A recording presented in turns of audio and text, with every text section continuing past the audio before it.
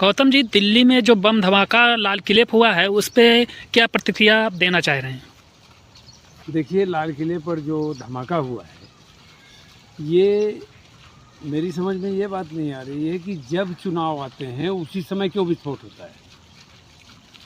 जहाँ जहाँ चुनाव हुए हैं, जब जब हुए हैं, हमेशा विस्फोट हुआ है। लाल किले पे जो विस्फोट हुआ है, भारी विस्फोट हुआ है, इसकी जिम्मेदारी किसकी होती है?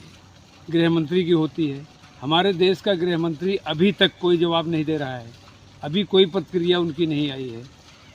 इंटेलिजेंस जो हमारे जम्मू कश्मीर के हैं सिपाही, इंटेलिजेंस के लोग, वो फरीदाबाद पहुंचते हैं, वहां से 290 किलोग्राम विस्फोटक पदार्थ वहां से पाते हैं, यानी 2 क्विंटल 900 किलोग्राम का विस्फोट होता है।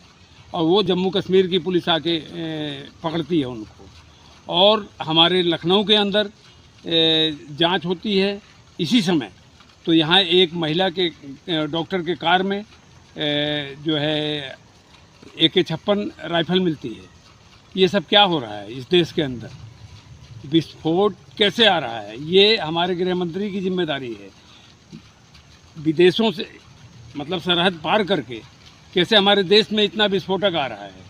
और जब भी चुनाव होता है तभी जो है यहाँ पर जो है हत्याएं हो रही हैं, विस्फोट हो रहे हैं, चाहे पहलगांव का मामला हो या इससे पहले जो है जहाँ जहाँ भी वो हुए। यहाँ तक कि जिस समय अटल जी की सरकार थी उस समय जो है संसद भवन के अंदर घुस गए थे आतंकवादियों का हमला हो गया तो संसद भवन के अंदर।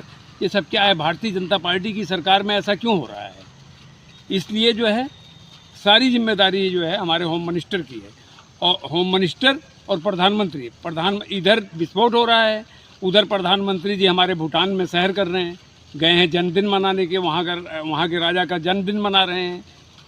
ये चीज़ें शोभा नहीं देती। आप अभी जिस दिन चुनाव हो रहा था उस दिन तक आप बिहार में प्रचार कर रहे थे अपनी पार्टी का, और अचानक आप भूटान कैसे पहुँच गए?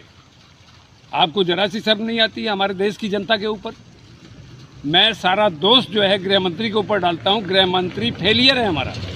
गृह मंत्री को इस्तीफा दे देना चाहिए और इसकी जांच होनी चाहिए। जांच होने के बाद जो भी इसका दोषी हो उसको अरेस्ट किया जाए। जांच तो की जा रही है, अरेस्ट भी हुए हैं कई, लेकिन वो फर्जी हैं या हकीकत है ये जांच के बाद पता लगेगा। तो मेरा सिर्फ ये कहना है कि हमारे देश का गृह मंत्री वो इसकी जिम्मेदारी ले।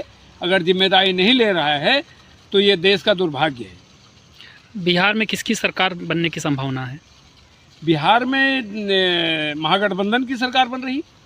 हालांकि इसी चुनाव को देखते हुए ही ये विस्फोट हुआ है।